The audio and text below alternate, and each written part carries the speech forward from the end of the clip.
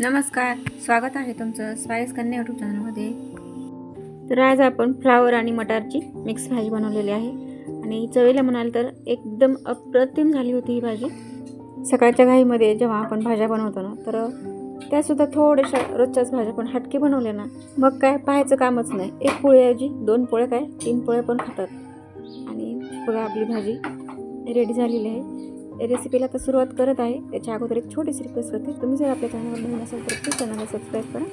मी video बनवणार नव्हते त्यामुळे मी फ्लावर कट केलेला व्हिडिओमध्ये आलेला नाही आणि उकडून पण घेतलेला आहे। फ्लावर अगोदर उकडून घेतला, नंतर उकडल्यानंतर मटारला 2-3 मिनिटांपर्यंत उकडलेला आहे। आता आपण भाजीला फोडणी घालत आहोत। गॅसवर ठेवलेली आहे कढई, मोहरी जिरे तडतडले की आपण कढीपत्ता घातलेला आहे, नंतर अद्रक लसूणची पेस्ट घातली, नंतर टोमॅटो घातलेला आहे आणि आता टोमॅटो चांगला मॅश होण्यासाठी आपण थोडंसं मीठ घालणार आहे आणि 2 मिनिटांसाठी झाकण ठेवणार आहे।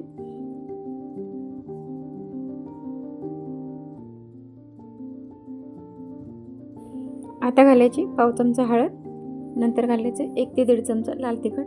तिखट तुम्ही तुमच्या आवडीनुसार टाकू शकता। आणि आता मी याच्यात घालत आहे 1 ते 1.5 चमचा शेंगदाण्याचं कूट। आता हे तिखट आणि शेंगदाण्याचं कूट आपण व्यवस्थित परतून घेतलेलं आहे। फोडणीमध्ये थोडंसं पाणी घालायचं म्हणजे आपलं तिखट जे आहे ना करपलं जात नाही। आता आपण हे उकडून घेतलेले मटार आणि फ्लावरचे तुकडे घातलेले आहेत। तर आता ह्याला पण थोडंसं 2-3 मिनिटांपर्यंत परतून घ्यायचं आणि आता साईडला आपण भाजीला टाकण्यासाठी पाणी उकळत ठेवलेलं आहे। तर आपण शक्यतो आपण जेव्हा रसा भाजी बनवतो ना तेव्हा गरम पाणीच घालायचं म्हणजे भाजीला जे आहे ना खूप छान चव येते। आपण हे पाव किलो फ्लावर घेतलेला आहे, अर्धी वाटी फ्रेश मटार आहे।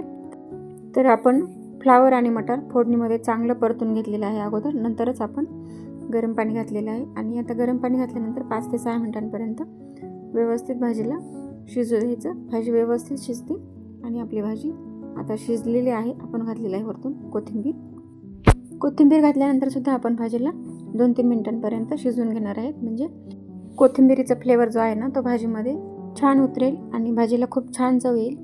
तर आता आपली भाजी तयार झालेली आहे, खूप झटपट बनवलेली आहे आणि खूप कमी वेळामध्ये बनवलेली आहे। तुम्हाला ही रेसिपी कशी वाटली ते कमेंट करून सांगा आणि व्हिडिओ आवडला असेल तर एक लाईक करा आणि चॅनलला आणखीनही तुम्ही जर सबस्क्राईब केलं नसेल तर प्लीज चॅनलला सबस्क्राईब करा। भेटूया आपण अशाच एका नेक्स्ट व्हिडिओमध्ये नेक्स्ट रेसिपीसोबत। तोपर्यंत बाय बाय, टेक केअर।